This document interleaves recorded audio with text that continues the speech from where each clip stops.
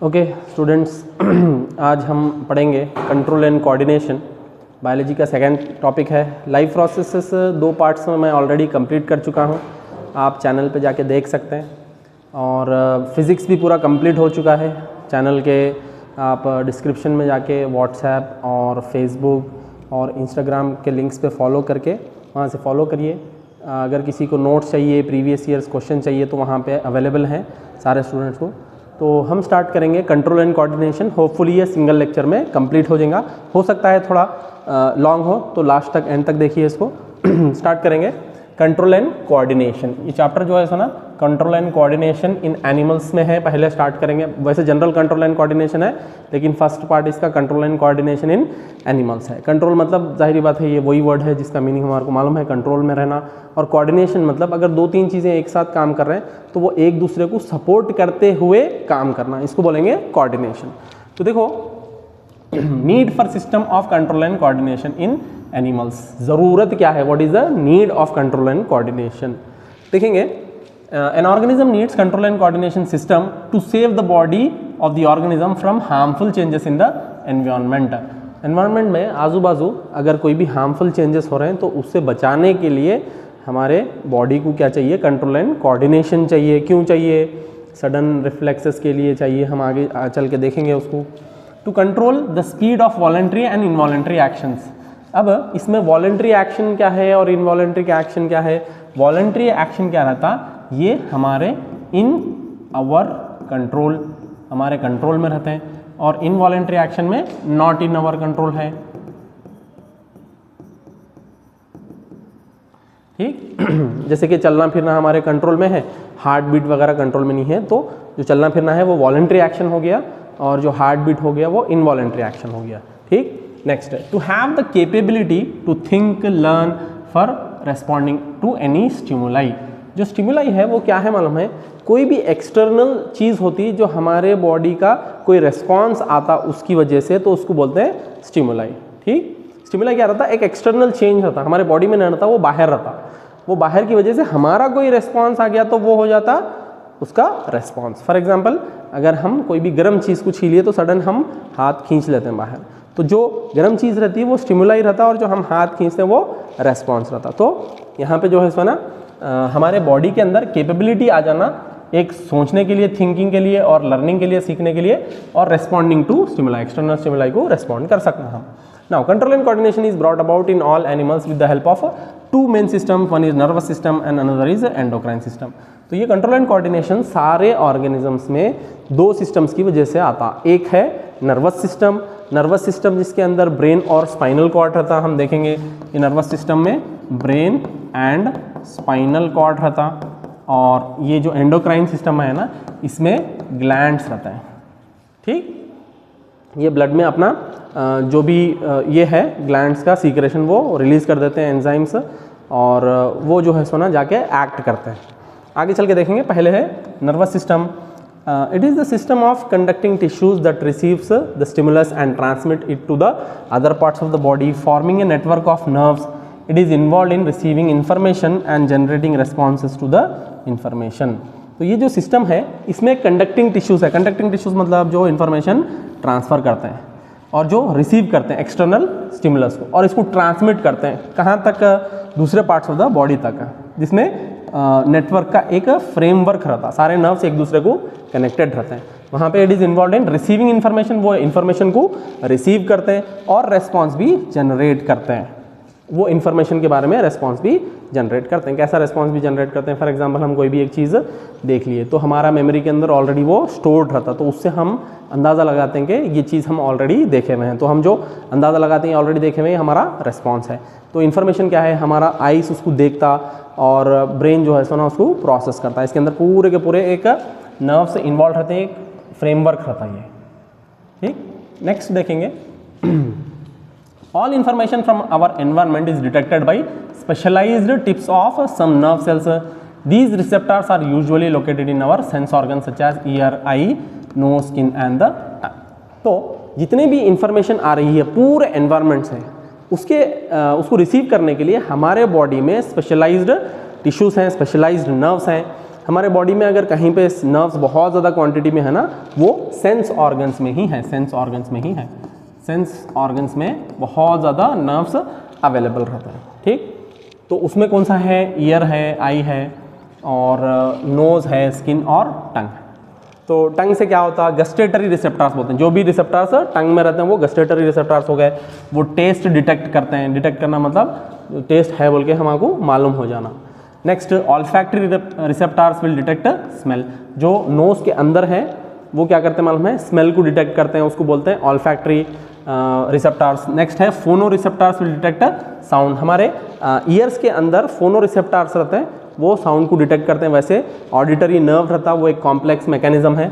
फिर next, photo receptors will detect light. हमारे eyes के अंदर फोटो रिसेप्टर्स है, वो जो लाइट को डिटेक्ट करते हैं। फिर thermo receptors will detect heat and cold. Thermo receptors कहाँ पे रहते हैं, हमारे स्किन में रहते हैं। वो क्या करते हैं, हीट को भी और कोल्ड को भी दोनों को डिटेक्ट करते हैं कि हीट आ गया।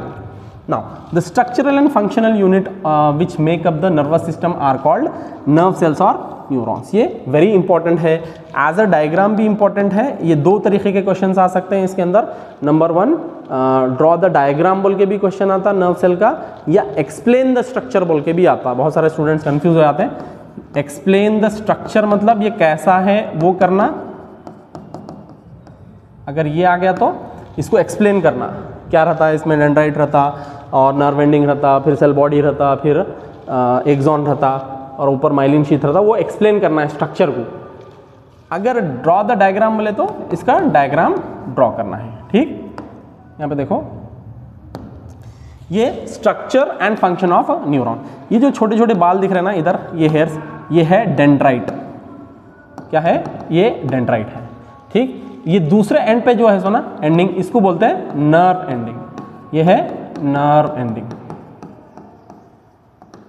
ठीक, और ये जो सेंटर में दिख रहा है ना, ये है सेल बॉडी। ये वाला ये सेल बॉडी है। ठीक, और ये जो है सो ना, ये है हमारा axon.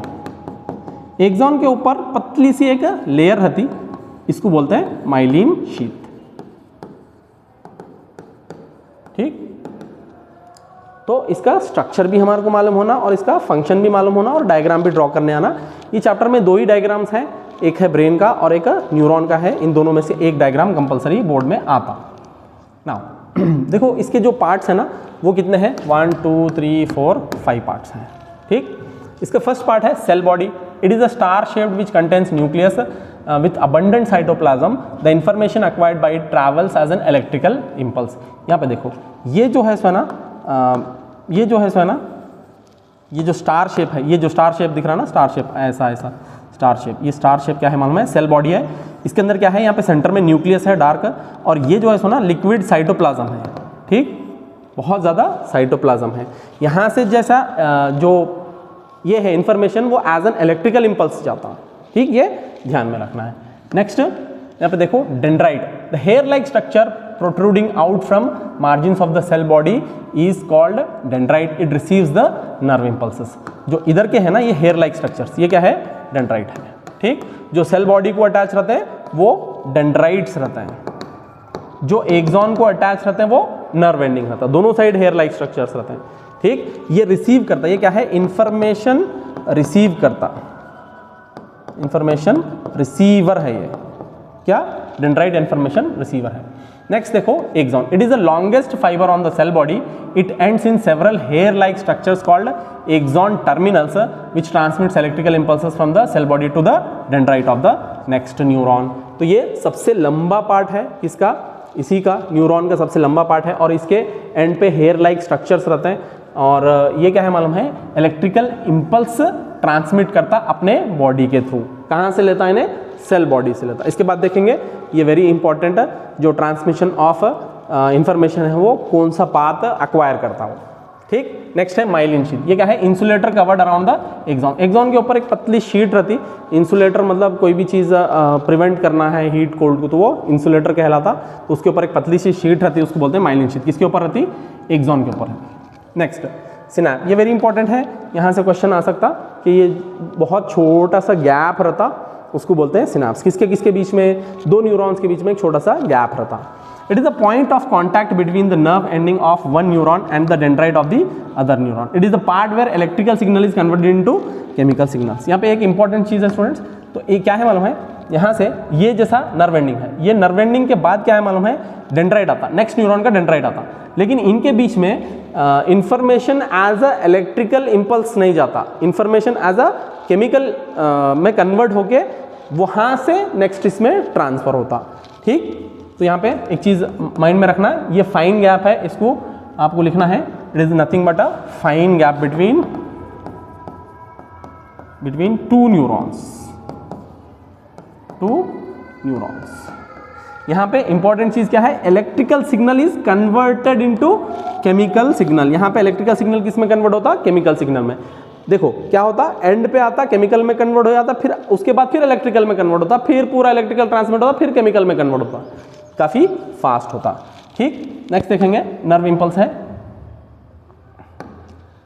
Nerve impulse. It is the information in the form of chemical and electrical signals passing through the neurons. These impulses are carried by dendrites towards the cell body. Nerve impulse किधर से किधर carry होता है, dendrite से cell body. ये chemical के signal के form में भी जाता और इलेक्ट्रिकल के सिग्नल के फॉर्म में भी जाता।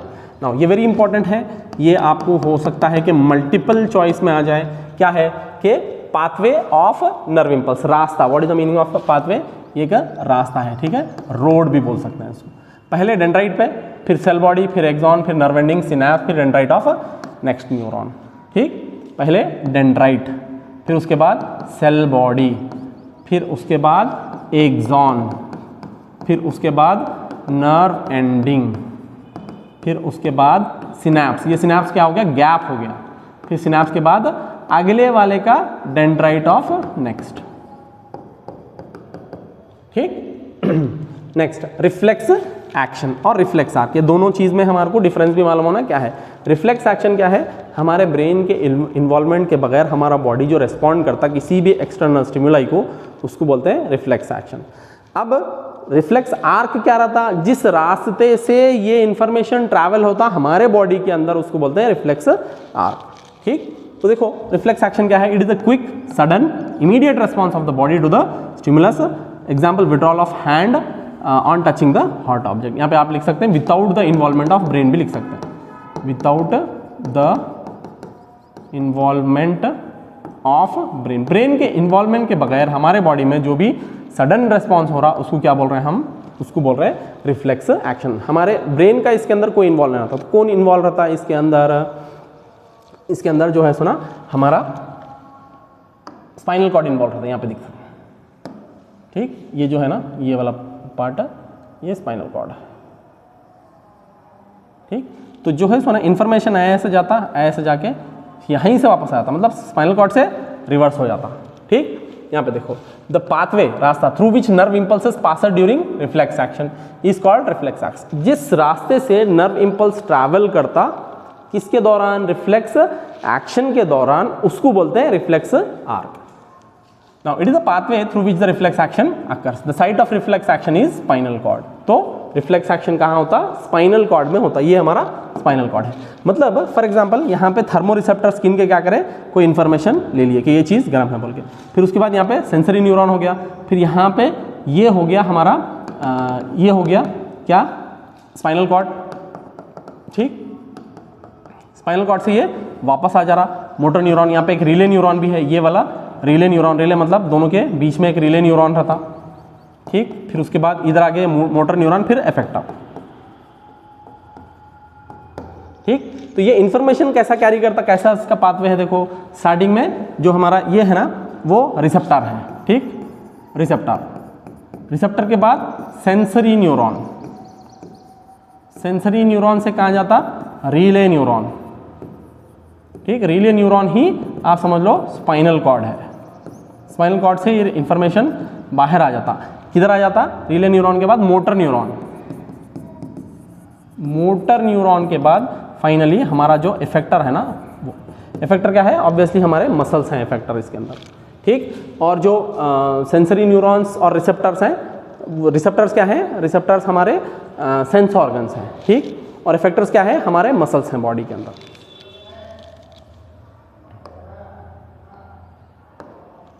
नेक्स्ट देखेंगे responses are of 3 main types. हमारे बॉडी में जो रेस्पॉन्सेस हैं वो 3 टाइप्स के हैं। नंबर 1 वॉलेंट्री, नंबर 2 इनवॉलेंट्री और नंबर 3 रिफ्लेक्स एक्शन। वॉलेंट्री क्या है, जो हमारे कंट्रोल में रहते हैं। इनवॉलेंट्री क्या है, वो हमारे कंट्रोल में नहीं रहते। और एक रिफ्लेक्स एक्शन रहता है, ये सडन रहता। तो रिफ्लेक्स एक्शन में इनवॉलेंट्री में क्या है, इनवॉलेंट्री क्या है मालूम, हमारे इनसाइड ऑफ द बॉडी होते हैं, हमारे को मालूम भी नहीं होता, लेकिन रिफ्लेक्स एक्शन हुआ बोल के मालूम होता हमारे को। ठीक। वॉलेंट्री क्या है, कंट्रोल्ड बाय 4 ब्रेन। ये कौन कंट्रोल करता, ब्रेन का भी हम देखेंगे, सारे parts of the brain 4 brain control करता है, जैसे कि टॉकिंग, राइटिंग एंड वॉकिंग है, चलना फिरना, बात करना, और ये सारी चीज़ें कौन कंट्रोल कर रहे हैं, 4 ब्रेन कंट्रोल कर रहा है। ये हमारे कंट्रोल में है, इसको बोल रहे हैं हम वॉलेंट्री एक्शन। नेक्स्ट इनवॉलेंट्री है controlled by mid brain and hind brain. जो हमारा मिड ब्रेन है और हिंड ब्रेन है, ये इसको कंट्रोल करते हैं, जैसे कि हार्ट बीट हो गया हमारा, और वॉमिटिंग हो गया, और रेस्पिरेशन हो गया। वॉमिटिंग आना, हमारा हार्ट बीट चलना, और जो सेलुलर रेस्पिरेशन है, और ये सारी चीज़ें जो है सो ना, ये इनवॉलेंट्री हो रही है हमारी बॉडी में। और कौन कंट्रोल कर रहे हैं, वेरी इंपॉर्टेंट, उसको याद रखना, mid brain and hind brain. ठीक। रिफ्लेक्स एक्शन को कौन कंट्रोल कर रहे हैं, स्पाइनल कॉर्ड, जैसे कि withdrawal of hand on touching a hot object. Example इसका क्या है, जब भी हम कोई गर्म चीज़ छू लेते हैं, सडन उसको ये कर लेते हैं। अगर हमारे पास रिफ्लेक्स एक्शन ना हुआ तो क्या होता, हम अगर उसको छू रहे हैं, वो पूरा इन्फॉर्मेशन ब्रेन तक जा रहा, और जाके हमारे को क्या रिस्पॉन्स करना है बोल के प्रोसेस हो के इन्फॉर्मेशन आए तक हाथ जल जाता। तो इसके लिए क्या है, हमारे बॉडी में एक रिफ्लेक्स एक्शन है। सडन आप कोई भी एक चीज़ देख लिए तो सडन उसके हट जाते हैं, दूर हट जाते हैं। जैसे कोई कांटा लग गया तो सडन अपना पैर खींच लेते हैं, और हॉट ऑब्जेक्ट कोई भी चीज़ ऐसी हो गई तो सडन हम उसको रेस्पॉन्ड करते हैं। Now need of reflex action, हमारे बॉडी में क्या रिफ्लेक्स एक्शन है, जरूरी क्या है। देखो, in some situation such as touching a hot object, pinching etcetera, we need to act quickly, otherwise our body would be harmed. Hence this response generated is from spinal cord instead of brain. तो देखो, इसकी ज़रूरत क्या है, ज़रूरत यही है obviously, जब कभी भी पिंचिंग हो रहा हमारे को या हॉट ऑब्जेक्ट ये कर रहे हैं, तो अगर ये इन्फॉर्मेशन ब्रेन तक गया तो ऑब्वियसली काफ़ी देर हो जाती और नुकसान पहुंच जाता। तो इसीलिए इसका सेंटर ऑफ रिफ्लेक्स एक्शन, ये क्वेश्चन आता, सेंटर ऑफ रिफ्लेक्स एक्शन क्या है, centre of reflex action, centre of reflex action है स्पाइनल कॉर्ड, ये याद रखना। ठीक, एग्जाम्स में आ जाता है स्पाइनल कॉर्ड। ठीक। नेक्स्ट है वेरी इंपॉर्टेंट, ये ब्रेन का एक तो डायग्राम भी बहुत इंपॉर्टेंट है, इसको ड्रॉ करने भी आना, आप बहुत बार क्लास में प्रैक्टिस कर चुके होंगे, और इसके पार्ट्स भी मालूम होना। पार्ट्स इंपॉर्टेंट ये है कि फॉर एग्जांपल अगर 3 मार्क्स में डायग्राम आ रहा तो इसमें 2 मार्क्स रहते हैं लेबलिंग के, उन्हें 2 बता देता, बताओ फोरब्रेन का है और सेरिबेलम का है और पॉन्स का है तो मेडुला का है बोल के। ठीक। यहाँ पे देखो, ये जो बड़ा हिस्सा है ना, ये जो बड़ा हिस्सा है, ये वाला बड़ा हिस्सा, ये पूरा का पूरा ये फोरब्रेन है, ये फोरब्रेन है। ठीक। और ये जो ये दिख रहा ना, ये वाला है हिंड ब्रेन। ठीक। हिंड ब्रेन में कौन से आ रहा है, देखो, पॉन्स आ रहा, मेडुला आ रहा और सेरिबेलम आ रहा, ये सेरिबेलम है। और ये फोरब्रेन का क्या है, फोरब्रेन है सेरिब्रम। ठीक। और ऊपर जो है सुना एक क्रेनियम है, ये स्कल है, क्रेनियम बोलते हैं जिसको, ओके, स्कल है, जिसको बोनी बॉक्स भी बोलते हैं, हड्डियों का बॉक्स है जिसके अंदर ब्रेन रहता, और यहाँ पे सेरिब्रो स्पाइनल फ्लूइड भी रहता। हमारे को मालूम होना है पॉन्स कहाँ पे है, यहाँ पे देखो, ये है पॉन्स, और ये मेडुला है, पॉन्स के बिल्कुल नीचे मेडुला है, और ये सेरिबेलम है, और बाकी का जितना भी है वो फोरब्रेन है। यहाँ पे जो खाली जगह दिख रहा है ना, ये वाला खाली जगह, ये है मिड ब्रेन। ठीक। मिड ब्रेन क्या करा, हिंड ब्रेन और फोरब्रेन को ज्वाइन करा, समझो ये मिड ब्रेन है। फिर उसके बाद ये बिल्कुल मिड ब्रेन में ही है हाइपोथैलेमस, और यहाँ पे है पिट्यूटरी ग्लैंड। ठीक। यहाँ पे टोटली 5 है, देखो अभी एक बार मैं आपको अच्छे से बता देता हूँ।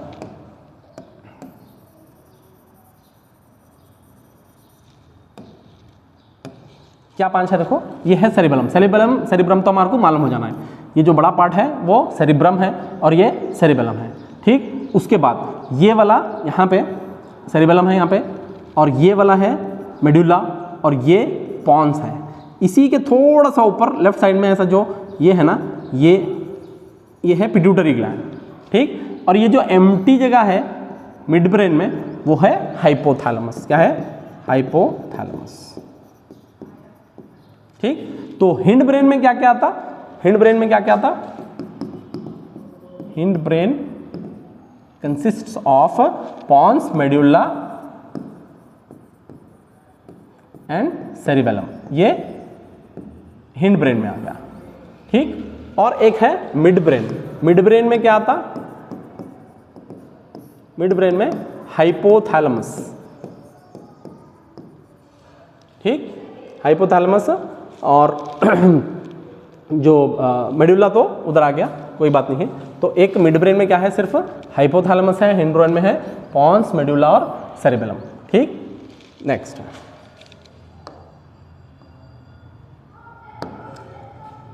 human brain is the main coordinating center of the body. The brain is protected by a skull called cranium. तो ब्रेन जो है सो ना सेंट्रल कोऑर्डिनेटिंग है और इसको प्रोटेक्ट करने के लिए स्कल भी रहता और एक पतला सा फ्लूइड भी रहता जो शॉक से बचाता ब्रेन को। प्रोटेक्शन करना ज़रूरी है क्योंकि ब्रेन अगर काम करना बंद कर दिया तो ह्यूमन का डेथ इनएविटेबल है, समझो। It has 3 major parts, fore brain, mid brain and hind brain. इसके 3 मेजर पार्ट्स है, अभी देखे हम, फोर ब्रेन है, मिड ब्रेन है और हिंड ब्रेन है। फोर ब्रेन में सिर्फ सेरिब्रम है, मिड ब्रेन में हम देखें हाइपोथैलेमस है और हिंड ब्रेन में देखें पॉन्स, मेडुला एंड सेरिबेलम है, ठीक। नेक्स्ट, फोर ब्रेन क्या है, देखो, it is the most complex specialise part of the brain. It consist of cerebrum. The main function of fore brain is as follows. तो जो four brain है उसके अंदर सिर्फ सेरिब्रम रहता है, ये कॉम्प्लेक्स है और ये स्पेशलाइज्ड है। ब्रेन का मेजॉरिटी ऑफ हिस्सा ये इसी की वजह से है, सेरिब्रम की वजह से है। उसके क्या क्या फंक्शन काम करता है, देखो। नंबर 1, थिंकिंग, सोचने का काम करता है, thinking part of the brain. Controls the voluntary action, हमारे बॉडी में जो भी कंट्रोल में हमारे हाथ पैर है सारे जो हम ये कर रहे हैं ना, यहीं पे हो रहा, सेरिब्रम में हो रहा। फिर स्टोर्स द इन्फॉर्मेशन, मेमोरी के लिए भी इन्हें ही रिस्पॉन्सिबल है। क्वेश्चंस आते हैं कि बताओ मेमोरी के लिए कौन सा part of the brain responsible हो गया। Next, receives sensory impulses from various parts of the body and integrated. ये क्या करते हैं मालूम है, सेंस ऑर्गन से भी जो भी आ रहा, जैसे कि हम अभी देखें फोनो रिसेप्टर्स हो गए, फोटो रिसेप्टर्स हो गए, ऑल्फैक्टरी हो गए, ये सारे गस्टेटरी हो गए, कहाँ जा रहे हैं ब्रेन के अंदर, यहीं पे जा रहे हैं। कहाँ जा रहे हैं, सेरिब्रम में जा रहे हैं और वहाँ पे उन्हें इंटीग्रेट भी करता है। इंटीग्रेट मतलब 2-3 आता, हम कभी आवाज़ भी सुनते हैं, देखते भी, 2-3 चीज़ जो है सुना एक ही साथ आती है तो उसको इंटीग्रेट भी कर देता है एक ही जगह पे।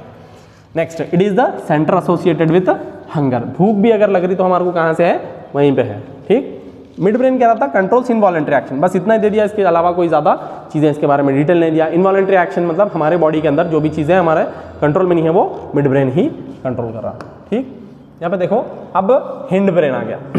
हिंड ब्रेन में 3 पार्ट्स है, सेरिबेलम, मेडुला है, पॉन्स है। वेरी वेरी इंपॉर्टेंट है। सेरिबेलम क्या करता, cerebellum posture and balance and precision of voluntary action. Example, picking up of pen. तो 3 कामें करता, इन्हें बॉडी का बैलेंस बरकरार रखता और पोस्चर मेंटेन करता और कोई भी चीज़ हम प्रिसीशन से एक्यूरेट करते ना, वो इसी की वजह से है, सेरिबेलम की वजह से, ठीक। अगर कोई सर्जन सर्जरी कर रहा और प्रिसीशन से कर रहा, एक्यूरेट कर रहा, तो वो किसकी वजह से है, सेरिबेलम की वजह से है, ठीक। Next, medulla. मेडुला क्या है, it controls involuntary action such as blood pressure, salivation and vomiting. हमारे बॉडी का जो ब्लड प्रेशर है वो, सलाइवेशन हमारा जो सलाइवा निकलता वो, और जो वोमिटिंग है वो कौन कंट्रोल कर रहे हैं, वो मेडुला कंट्रोल कर रहा है, ठीक। नेक्स्ट, पॉन्स है। पॉन्स क्या कंट्रोल कर रहे हैं, controls involuntary action, helps in regulation of respiration. हमारा जो रेस्पिरेशन है उसके रेगुलेशन में मदद करता है पॉन्स। पॉन्स का ज़्यादा कोई फंक्शन नहीं है, आपको 2 ही के फंक्शंस याद रखना है, हिंड ब्रेन में, सेरिबेलम के और मेडुला के, ठीक। नेक्स्ट जो हमारा सिस्टम है वो एंडोक्राइन सिस्टम है। एंडोक्राइन सिस्टम देखो, एंडोक्राइन सिस्टम में क्या, endocrine system comprises of endocrine glands and it's secretion called hormones. तो जो ग्लैंड सीक्रेट करते हैं हम उसको हार्मोन बोलते हैं, जो एंजाइम ग्लैंड सीक्रेट करते हैं उसको हम बोलते हैं हार्मोन, ठीक। हार्मोन्स आर केमिकल मैसेंजर्स, ये इंपॉर्टेंट है, secreted in very small amounts by specialised tissue called endocrine ductless gland. Ductless क्यों है, क्योंकि अगर ये पाइप रहे तो ये एक्सोक्राइन ग्लैंड बन जाते हैं, ठीक। They act on target tissue organs usually away from their source. तो ये देखो तो यस, एंडोक्राइन ग्लैंड्स क्या करते हैं, कुछ सीक्रेशंस रिलीज करते हैं, वो सीक्रेशंस को हम क्या बोलते हैं, हार्मोन्स बोलते हैं। हार्मोन्स क्या है, केमिकल मैसेंजर्स है। केमिकल मैसेंजर्स क्या करते हैं मालूम है, वो ब्लड में रिलीज हो जाते हैं। यूजुअली ये डक्टलेस रहते हैं, इसीलिए हम इसको एंडोक्राइन ग्लैंड बोलते हैं। और जहाँ पे बनता वहाँ एक्ट नहीं करता, एक पर्टिकुलर स्पेशलाइज टारगेट ऑर्गन भी रहता है इनका, यूजुअली जहाँ बनता वहाँ से दूर रहता है। एग्जाम्पल के तौर पर एड्रिनल ग्लैंड का पोजिशन है किडनीज में, लेकिन इसका टारगेट ऑर्गन है हार्ट। तो एड्रिनल ग्लैंड क्या, एड्रिनलिन क्या करता मालूम है, हार्मोन रिलीज कर देता है एड्रिनलिन ब्लड के अंदर, और वो एड्रिनलिन हार्ट तक जाता है और हार्ट तेजी से पंप करना स्टार्ट होता, ठीक। Next, endocrine glands and secretion, ये भी इंपॉर्टेंट है, आपको आ सकता है एग्जाम्स के अंदर। देखो पिट्यूटरी ग्लैंड, ये कहाँ पे है, बेस ऑफ द ब्रेन में सिचुएटेड है, बेस ऑफ द ब्रेन में सिचुएटेड है। It secrets growth hormone. कोई भी अगर हाइट किसी की नहीं बढ़ रही तो हो सकता है कि यही जो ग्लैंड है वही रिस्पॉन्सिबल है, वो है पिट्यूटरी ग्लैंड। कहाँ पे है? बेस ऑफ द ब्रेन में सिचुएटेड है। Growth hormone regulates growth and development of the body. तो ग्रोथ हार्मोन इससे जो रिलीज होता है वो ग्रोथ भी ये करता है और डेवलपमेंट भी करता है। डेवलपमेंट मतलब पूरा ओवरऑल डेवलपमेंट, उसका मेंटल एबिलिटी भी अच्छी हो जाना, उसका सोचने समझने की एबिलिटी भी अच्छी हो जाना, ये डेवलपमेंट हो गया। ग्रोथ मतलब सिर्फ हाइट ग्रो होना या साइज ग्रो होना, वो ग्रोथ हो गया। Next, if there is a deficiency of this hormone in childhood it leads to dwarfism. Deficiency मतलब अगर वो हार्मोन की कमी हो गई तो क्या होता? ड्वार्फिज्म होता। ड्वार्फिज्म मतलब हाइट बहुत छोटे हो जाते हैं, वेरी स्मॉल। आप टीवी वगैरह पे देखते हैं ये अब्दू वगैरह है ना, ये सारे के सारे ड्वार्फिज्म के शिकार हैं। Next, and over secretion of this hormone leads to gigantism, यानी कि एक्सट्रीमली टॉल हो जाते हैं। अगर ये ज़रूरत से ज़्यादा सीक्रेट हो गया तो क्या होता है? ज़रूरत से ज़्यादा लंबे हो जाते हैं। ये जैसा खली वगैरह है ना, ये सारे के सारे इसी के शिकार हैं, जाइजेंटिज्म के। ठीक। नेक्स्ट, थायराइड ग्लैंड सिचुएटेड कहाँ है? नेक रीजन में सिचुएटेड रहता, और उन हार्मोन कौन सा रिलीज करते हैं? Thyroxine hormone. ये नाम से ही हमारे को पता चल जाता। जो पिट्यूटरी है वो ग्रोथ हार्मोन रिलीज करता और थायराइड ग्लैंड थायरॉक्सिन ये करता। Thyroxine regulates carbohydrate protein fat metabolism in the body as to provide the best balance of the growth. तो इन्हों क्या करते हैं मालूम है? हमारे बॉडी के अंदर जो कार्बोहाइड्रेट, फैट और प्रोटीन जो है ना, सिंथेसाइज हो गए के बाद इसको स्टोर करना है, इसका मेटाबॉलिज्म एक्टिविटी हो जाना।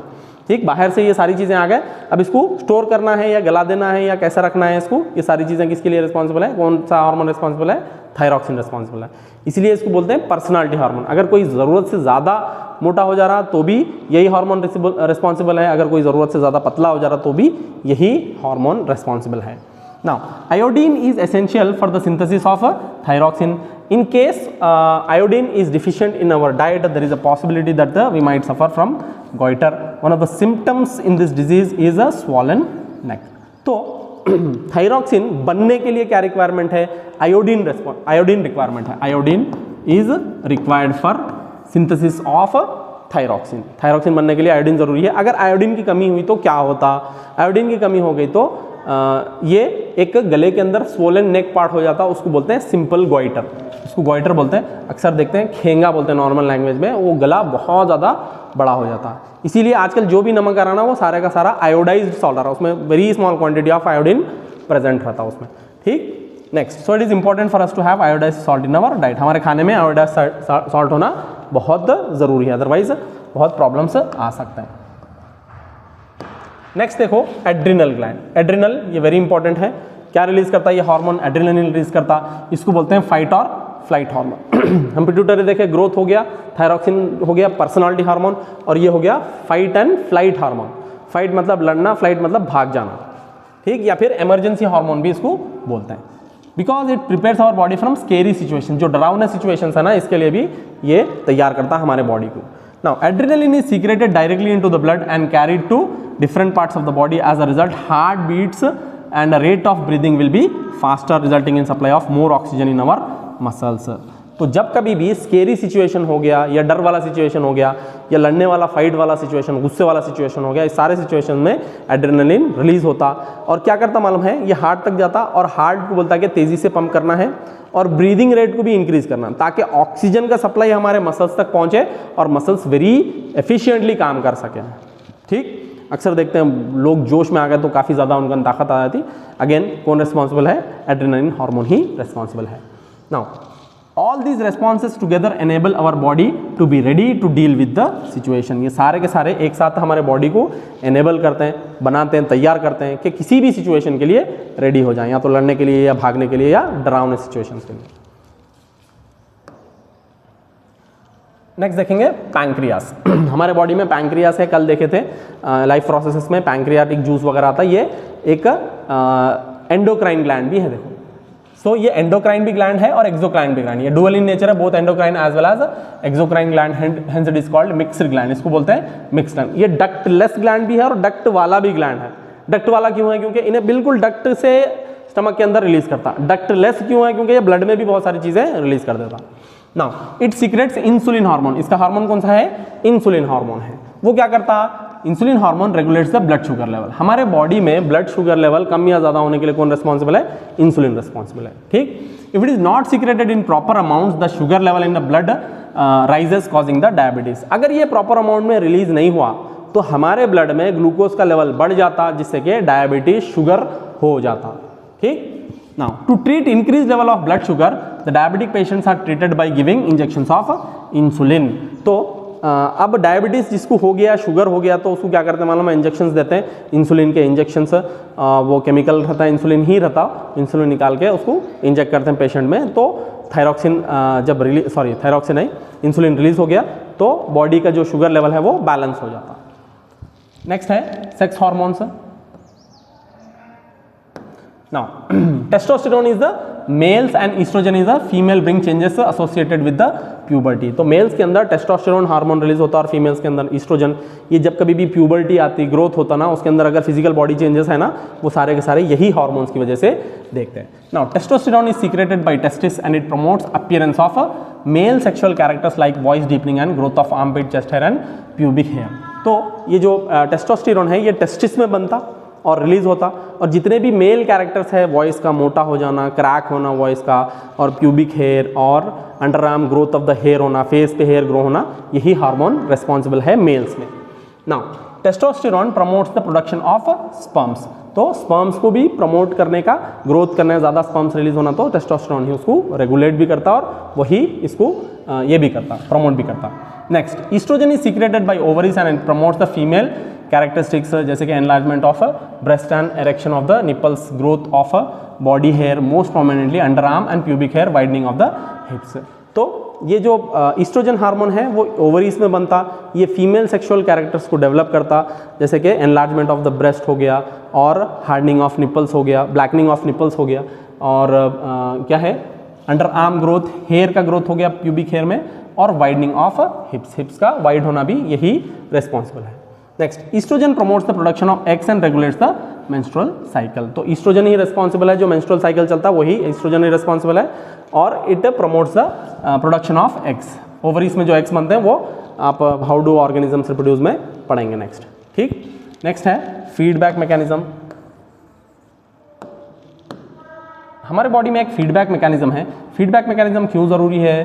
फॉर एग्जांपल हमारे बॉडी में जैसे कि ब्लड में शुगर कम हो गया या ज़्यादा हो गया बल्कि कैसा मालूम होता है, ये फीडबैक मैकेनिज्म रहता, बॉडी अपने आप में ये इसको आइडेंटिफाई कर लेती चीज़।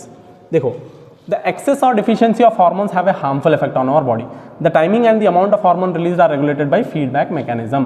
तो अगर कोई भी हार्मोन ज़्यादा हो जाना या कम हो जाना, ये दोनों नुकसानदेह है, तो हमारे बॉडी में एक फीडबैक मैकेनिज्म रहता, वो जांच लेता। जैसे कि पैंक्रियास के जो सेल्स है ना, वो जांच लेते हैं कि अब इंसुलिन की कमी हो रही, ब्लड का शुगर लेवल हाई है, तो अब इंसुलिन रिलीज करना होगा। ठीक, एग्जाम्पल के देखो, if sugar levels in the blood rise, they are detected by the cells of pancreas which respond by producing more insulin. As the blood sugar level falls, insulin secretion is reduced. तो जो pancreas के sales हैं वो detect कर लेते हैं कि blood में ग्लूकोज लेवल कितना है, ज़्यादा है ग्लूकोज लेवल तो वो इंसुलिन सिक्रेट करना चालू कर देते हैं, अगर कम हो गया तो वो बंद कर देते हैं जब तक कि वो शुगर लेवल बॉडी में बैलेंस ना हो जाए। इसको बोलते हैं फीडबैक मैकेनिज्म। ठीक, नेक्स्ट है control and coordination in plants. Plants के अंदर भी कंट्रोल एंड कोऑर्डिनेशन होता। हम देखें, plants respond and react to the changes that happen in the environment around them. उनके आसपास में जो भी एनवायरनमेंट हो रहा नहीं, उसके अगर चेंज हो रहा तो उसको प्लांट्स रेस्पॉन्ड करते हैं, जैसे कि हीट आ गया या फिर सनलाइट आ गया या हवा चल के, सारों को रेस्पॉन्ड करते हैं प्लांट्स। कैसा देखेंगे, the changes in the environment to which plants respond and react are called stimuli such as light, gravity, chemicals, touch and etcetera. तो एक्सटर्नल स्टिमुलस क्या है, जैसे कि लाइट आ रहा, ग्रेविटी है और केमिकल्स है और टच भी इसको रेस्पॉन्ड करते हैं। नाउ ट्रॉपिक मूवमेंट, ये वेरी इंपॉर्टेंट है, यहाँ से क्वेश्चंस आ सकते हैं, what is tropic movement and various types of tropic movement.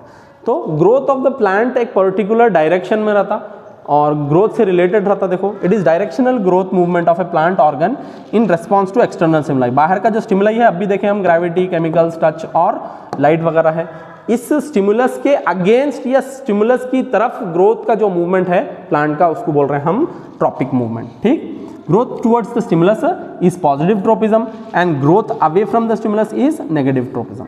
जैसे कि प्लांट है, ये प्लांट है, समझेंगे, प्लांट का ये ऊपर का स्टेम वाला पार्ट है जिसको हम शूट बोलते हैं। शूट क्या है मालूम है, पॉजिटिवली फोटोट्रोपिक रहता, और जो रूट है वो नेगेटिवली फोटोट्रोपिक रहता, यानी कि ये लाइट की तरफ जाता और लाइट से अवे जाता, तो इसको नेगेटिवली फोटोट्रोपिक बोलते हैं, इसको पॉजिटिवली फोटोट्रोपिक बोलते हैं। ठीक। नेक्स्ट देखो, plant show two different types of movement, एक ग्रोथ डिपेंडेंट मूवमेंट और ग्रोथ इंडिपेंडेंट मूवमेंट्स। एक ग्रोथ नहीं होता, उसमें ग्रो नहीं होता, लेकिन फिर भी थोड़ी बहुत मूवमेंट उन्होंने दिखाते हैं, जैसे कि एक फोल्डिंग और ड्रूपिंग ऑफ लीव्स देखेंगे। Growth independent movement, these are directionless movement of plants cause due to variations in the outside environment. Example, folding और drooping of leaves of touch me not plant on touching it, this is known as thigmotropism. ये very important है, ये कर लेना। ये directionless movement है। अब जैसे कि ये उसके पत्ते जो टच मी नॉट प्लांट के हैं ऐसा ओपन है, कोई भी अगर उसको टच कर दिए तो ये बंद हो जाते हैं, ये ग्रोथ से रिलेटेड नहीं है और ये डायरेक्शन भी नहीं है, डायरेक्शनलेस है, ठीक। और इसको बोलते हैं ड्रूपिंग या फिर फोल्डिंग ऑफ लीव्स, किसका? Of a touch me not plant. ये इसका नाम है मिमोसा पुडिका, वो जरूरी नहीं है हमारा। This is known as thigmotropism, इसको बोलते हैं थिग्मोट्रोपिज्म। ये डायरेक्शनलेस है और ग्रोथ इंडिपेंडेंट है। Now some cells must change shape in order for the movement to happen. Cells change their shape by changing the amount of water in them resulting in swelling और shrinking. अब ये होता कैसा? ये जो sales है ना, सेल्स या तो स्वेल हो जाते हैं पानी आने की वजह से, या तो श्रिंक हो जाते हैं पानी बाहर जाने की वजह से। इनका मूवमेंट होना तो कैसा होना कि इसके अंदर या तो पानी आता या तो पानी बाहर चला जाता। पानी अगर आ गया तो ये स्वेल हो जाते हैं और खुल जाता है, और पानी बाहर चला गया तो क्या हो जाते हैं? ये श्रिंक हो जाते हैं और बंद हो जाते हैं, ठीक। Next, growth dependent movements, these are directional movements of plants caused due to the presence of specific stimulus. ये डायरेक्शनल ग्रोथ डिपेंडेंट मूवमेंट्स है। अभी हम देखेंगे क्या क्या है। Phototropism, growth movement of plants towards light. तो लाइट की वजह से ग्रोथ मूवमेंट जो हो रहा उसको हम क्या बोल रहे हैं मालूम है? फोटोट्रोपिज्म। नाम में ही है, फोटो लाइट को बोलते हैं, ट्रोपिज्म मूवमेंट को बोलते हैं, ठीक। Example, shoot bends towards light positively phototropic and root bends to away from the light negatively phototropic. यहाँ पे एक एग्जाम्पल है, आप कोई भी एक डार्क रूम में एक पॉटेड प्लांट रखो और खिड़की की तरफ थोड़ा सा लाइट उसमें ये कर दो, तो ये जो है ना उसका जो स्टेम है वो लाइट की तरफ जाता और जो उसका रूट है अवे फ्रॉम द लाइट जाता, ठीक। यहाँ पे जियोट्रोपिक दिया, कंफ्यूज नहीं होना है, ये पॉजिटिवली फोटोट्रोपिक है और ये नेगेटिवली फोटोट्रोपिक है। नेक्स्ट, जियोट्रोपिज्म है movement of towards the gravity. इसका देखो जो इसके रूट्स है ना वो पॉजिटिवली जियोट्रोपिक है और शूट है नेगेटिवली जियोट्रोपिक। हम सभी को मालूम है जो अर्थ की ग्रेविटी है वो हमेशा नीचे की तरफ ही चलती, तो जो इसका रूट है ना वो ग्रेविटी की तरफ जाता और शूट ग्रेविटी के अगेंस्ट जाता, ठीक। Now example, roots of plants are positively geotropic while shoots of the plants are negatively geotropic. तो जो उसके रूट्स हैं वो पॉजिटिवली जियोट्रोपिक होते हैं और जो शूट है वो नेगेटिवली जियोट्रोपिक। नाउ कीमोट्रोपिज्म, ये मूवमेंट ऑफ टुवर्ड्स केमिकल के, ये नाम से मालूम होता है केमिकल्स, जैसे कि growth of pollen tube towards ovule. ये आप हाउ डू ऑर्गेनिजम्स रिप्रोड्यूस में आप देखते हैं कि एंथर से स्टिग्मा तक जो ये है ना वो जाता, वहाँ से ओव्यूल तक कैसे जाता, वो केमिकल की तरफ एक ट्यूब डेवलप करता, वो आप यहाँ पे देखना ग्रोथ ऑफ पॉलन ट्यूब, एक ट्यूब वो डेवलप कर लेता। उसके बारे में क्या है कि वो केमिकल की वजह से होता, वो मूवमेंट टुवर्ड्स द केमिकल रहता। नेक्स्ट, हाइड्रोट्रोपिज्म, हाइड्रो मालूम हो गया या वाटर के लिए है, तो देखो movement towards water, movement of plant roots towards water, it is positively hydrotropism. तो मूवमेंट ऑफ प्लांट क्या होता है मालूम है? पानी की तरफ जाना, उसको बोलते हैं हाइड्रोट्रोपिक। ये भी जैसे इसका रूट रहता ना वो पॉजिटिवली हाइड्रोट्रोपिक रहता और शूट रहता नेगेटिवली हाइड्रोट्रोपिक, ठीक। नेक्स्ट, ये वेरी इंपॉर्टेंट है। देखो प्लांट के हार्मोन्स हैं, क्या क्या काम करते हैं देखो। Hormones which help in coordinating growth development and response to the environment are called plant hormones, या फिर उसको फाइटो हार्मोन्स भी बोलते हैं, ठीक। नेक्स्ट है ऑक्सिन्स। ऑक्सिन्स क्या है? ये synthesize at the shoot tip helps in cell to grow longer involve in the tropic movements of the plant. तो ऑक्सिन क्या है? ये शूट टिप के ऊपर सिंथेसाइज होता, बिल्कुल टिप के ऊपर बनता रहता, और क्या करता मालूम है? ये बड़ा होने में मदद करता प्लांट के स्टेम को, और दूसरा क्या करता, ट्रॉपिक मूवमेंट्स में जितने भी हाइड्रोट्रोपिक या जियोट्रोपिक मूवमेंट्स हैं वो सारों में इन्हें ही मदद करता ऑक्सिन। फर्स्ट काम तो क्या है इसका? ग्रो लॉन्गर, हाइट बढ़ाना प्लांट की। नेक्स्ट जिबरलिन है, helps in growth of the stem, ये भी स्टेम की ग्रोथ में मदद करता। नेक्स्ट साइटोकाइनिन है, इट प्रमोट्स सेल डिवीजन। कहाँ पे पाया जाता है? यूजुअली सीड्स में पाया जाता, सीड्स और फ्रूट्स में। इन्हें क्या करता? सेल डिवीजन को प्रमोट करता, जल्दी जल्दी बनाना है, और जैसे कि फ्रूट बनाना है, फ्लावर बनाना है तो वहाँ पे साइटोकाइनिन मिलता, सीड्स बनाना है तो भी वहाँ पे भी साइटोकाइनिन मिलता। नेक्स्ट एब्सिसिक एसिड है, ये क्या करता? ग्रोथ बहुत ज़्यादा होने से बचा लेता, इसको उन्हें क्या करता? इनहिबिट कर देता ग्रोथ को, हद से ज़्यादा नहीं हो जाना है, उसको कंट्रोल में रखना है। कौन करता वो? Abscisic acid. And causes wilting of leaves, जो लीव्स वगैरह गिरते हैं प्लांट्स के ऊपर से, वो कौन कॉज करता है? एब्सिसिक एसिड कॉज करता है। ठीक, नेक्स्ट देखो एक्शन ऑफ ऑक्सीजन। यहाँ से क्वेश्चन आया हुआ है, यूजुअली 5 मार्क्स में क्वेश्चन आया था लास्ट टाइम। तो होता क्या मालूम है यहाँ पे ऑक्सीजन मॉलिक्यूल बनता, और ये क्या होता मालूम है, जिधर लाइट रहता नहीं या फिर जिधर किधर ये टच रहता, तो उसके अगेंस्ट ये ज़्यादा बढ़ा देता और इसको इधर तरफ बेंड कर देता। ठीक, अब फॉर एग्जांपल जो क्लाइंबर्स हैं, वो क्लाइंबर्स क्या करते हैं मालूम है, अपने रस्सी किसी भी तार वगैरह को ऐसा लपेट लेते हैं। कैसे लपेटते हैं? ऑक्सीजन ये होता, ऑक्सीजन जो है सो ना इधर तरफ मूव होता, जिधर टच रहता उधर नहीं, उसके ऑपोजिट में मूव होता, तो उधर वाला पार्ट ज़्यादा बढ़ जाता, तो इधर इन्हें बेंड हो जाता। वही यहाँ पे बताया हुआ है, देखो, when growing plants detect light, a hormone called auxin synthesize at the shoot tip helps the cell to grow longer. तो जब कभी भी ये लाइट डिटेक्ट करते हैं तो हार्मोन ऑक्सीजन बन जाता, ठीक, और जो कि मदद करता सेल्स को लंबा होने में। Next, when the light is coming from one side of the plant, oxygen diffuses towards the other shady side of the plant. For example ये प्लांट है, इधर से लाइट आ रही, तो यहाँ पे लाइट आ और ऑक्सीजन यहाँ पे बन गया, तो ऑक्सीजन किधर मूव करता? जिधर छांव है उधर मूव करता। छांव उधर मूव हो गया तो क्या होता मालूम है, इधर ज़्यादा ग्रो होता, इधर कम ग्रो होता, तो और ये ऐसा बेंड हो जाता। ठीक, now this concentration of oxygen stimulates the cell to grow longer on the side of the shoot which is away from the light। जो लाइट से दूर है वो हिस्सा ज़्यादा ग्रो होता और हमको ऐसा लगता कि वो बेंड हो रहा है। thus the plant appears to bend towards the light। हमको ऐसा दिखता कि वो प्लांट किधर ग्रो हो रहा, वो लाइट की तरफ ये ग्रो हो रहा जैसा हमारे को नजर आता। ठीक, नेक्स्ट देखो role of auxin in the growth of tendrils. तो ये टेंड्रिल्स मतलब वही जो छोटे छोटे रहते हैं ना, जो क्लाइंबर्स के अंदर लपेट के ऊपर जाते हैं, वही है ग्रोथ ऑफ प्लांट। यहाँ पे देखो ये टच स्टिमुलाई है, ये आपका तार वगैरह कुछ है, टच यहाँ पे होते ही जो ऑक्सीजन किधर जा रहा है, ऑक्सीजन तो हर जगह बने हुआ है, ये जो डॉट डॉट डॉट दिख रहा है आपको, ये ऑक्सीजन है। ऑक्सीजन यहाँ पे टच होते ही क्या हो रहा मालूम, इधर मूव हो रहा ऑक्सीजन, पूरा ऑक्सीजन इधर साइड जमा हो जा रहा। अब ऑक्सीजन इधर जमा हो गया तो क्या हो गया, ये वाला पार्ट ज़्यादा ग्रो हो जाता और इधर का पार्ट कम ग्रो होता। इसी तरीके से ये इसको लपेट लेते। ठीक, next, when tendril comes in contact with the support, oxygen stimulates faster growth of the cells on the opposite side, that's why tendril forms a coil around the support। ये वही है, ऑक्सीजन क्या करता मालूम है, सारे जगह बनता, जहाँ पे भी टच हो जाए उसके ऑपोजिट साइड में चले जाता और उसको एक कॉइल कर लेता। ठीक, यहाँ पे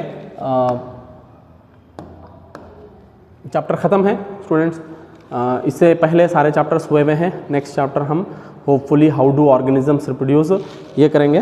व्हाट्सएप चैनल फॉलो करिए आप, फेसबुक और इंस्टाग्राम पे भी आप मैसेज कर सकते हैं, और जो कुछ भी आपका रिक्वायरमेंट है ना, आप कमेंट बॉक्स में उसको दे सकते हैं।